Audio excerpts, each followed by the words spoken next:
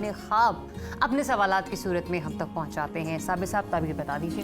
جی ہاں، ہمارے پاس آج بھی 3 خوابوں کی تعبیر ہم شامل کر رہے ہیں پروگرام میں، اور ایک صاحب ہیں، انہوں نے دیکھا ہے کہ تاج میں نے خواب میں دیکھا ہے۔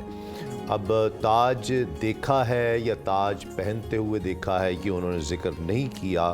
حضرت علامہ ابن سیرین رحمۃ اللہ تعالی علیہ فرماتے ہیں کہ خواب میں تاج دیکھنا علم قرآن حاصل کرنے کی تعبیر ہے اس کی، اور یہ بھی تعبیر ہے کہ اسے کوئی بڑا منصب، کوئی بڑا عہدہ، کوئی بادشاہت ملے یا کوئی بڑا منصب ملے، تو یہ بھی کبھی تاج دیکھنا یہ بھی ہے کہ کسی شہر میں وہ جانا چاہ رہے ہیں، وہاں جائیں گے اور دشمنوں کی ذلت ہوگی، ان کے دشمن ناکام ہوں گے، ذلیل ہوں گے، یہ بھی تاج دیکھنے کی تعبیر ہے۔ یا اگر پہنتا ہوا دیکھے کہ تاج پہن رہا ہے تو یہ بھی اچھی تعبیر ہے کہ وہ مالدار ہوگا اور بلند مرتبہ ہوگا، اور اسے بلند مرتبے والی بیوی ملے گی، یہ بھی اس کی تعبیر ہے۔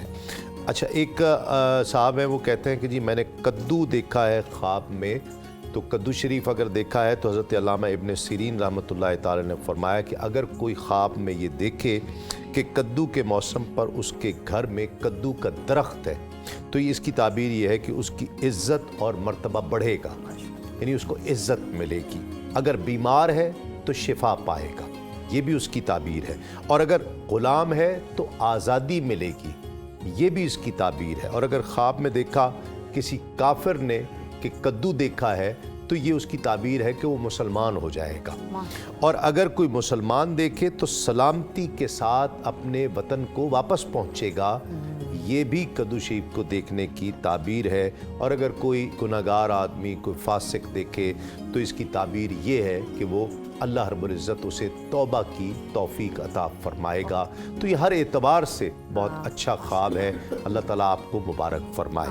ایک اور صاحب ہے، وہ کہتے ہیں جی دسترخوان میں نے دیکھا ہے خواب میں، اس کی تعبیر کیا ہے؟ حضرت علامہ عبدالغنی نابلسی رحمۃ اللہ تعالی علیہ لکھتے ہیں کہ خواب میں دیکھنا کہ عظیم الشان ملک کی طرف وہ سفر کرے گا، جہاں جانا چاہ رہے ہیں، جس ملک میں اس میں خیر و برکت ہوگی، وہاں جانا آسان ہوگا۔ تو یہ اس کی تعبیر یہ ہے کہ وہ خواب کی تعبیر یہ ہے کہ وہ جس ملک میں جانا چاہ رہے ہیں وہ وہاں پہ چلے جائیں گے۔ اور اس کی تعبیر وسعت اور راحت کی بھی ہے کہ اس کو راحتیں ملیں گی اور بہت زیادہ وسعتیں ملیں گی۔